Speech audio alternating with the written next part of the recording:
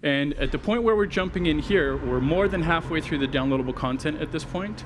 Hawk and the followers have made their way down through the portion of the tower, the Grey Warden prison. They're now at the base of that tower area, and they need to make their way across this area and come back up the other side before they can take on this ancient evil. So what I'm going to do is I'm going to let Randall kind of run through from this point, and then I'll explain a little bit more of what's going on.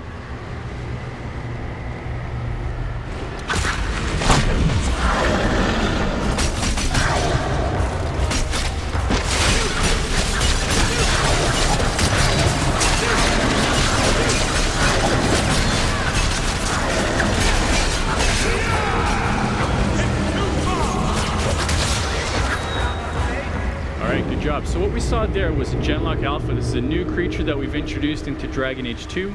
You could see that it was sporting a massive shield, which it used to great effect. What you also saw is that the creature was trying to use its environment a lot better. It had set up an ambush. You also saw that the enemy archers were staying at a distance, and it created a much tougher, challenging fight tactically for the party to deal with. Randall did a great job with that. As we move up towards the tower now, Hawk is approaching a third and final seal, which he has to break 3 of those in order to get to this ancient evil. In order to do so, he's actually carrying a weapon, which you see here. As a rogue, he has a dagger. The weapon will, of course, be based on whatever class you're playing and the weapon style that you use.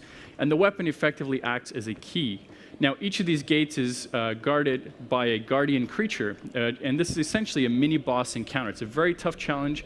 Worth pointing out that for this demo, just for the sake of brevity, we are in casual mode, but be prepared for these mini encounters to be quite tough.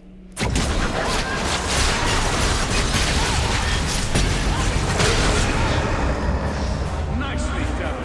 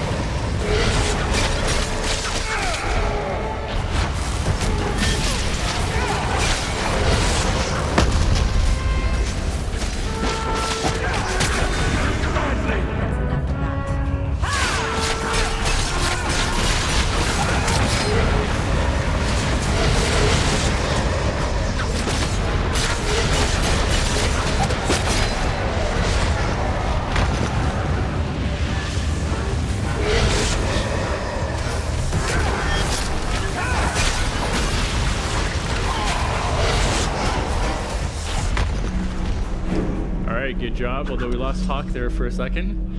So what you saw there was a Pride Demon. The Pride Demon is not a new creature to Dragon Age 2, but what we did do is added a ton of new abilities, and one of the things that you saw with this Guardian in particular is that he could create duplicates of himself. So Randall, there's a couple different ways to approach this, but Randall sort of took the Route 1 method, which is just hack away at as many of these to try to suss out which one is the real creature and then take that on.